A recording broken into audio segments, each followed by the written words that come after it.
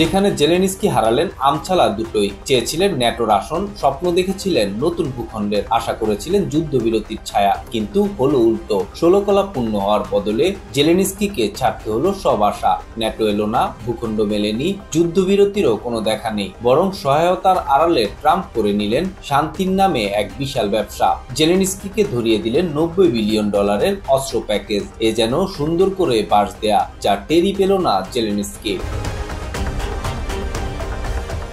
রাশিয়ার সঙ্গে চলা যুদ্ধ বন্ধে যে কোনো চুক্তিতে যুক্তরাষ্ট্র ইউক্রেনের নিরাপত্তা নিশ্চিত করতে সহায়তা করবে। হোয়াইট হাউসে ইউরোপীয় নেতা ও ইউক্রেনের প্রেসিডেন্ট ভলোদিমির জেলেনস্কির সঙ্গে বৈঠকে ডোনাল্ড ট্রাম্প ইউক্রেনের প্রেসিডেন্ট ভলোদিমির জেলেনস্কিকে আশ্বস্ত করেছেন।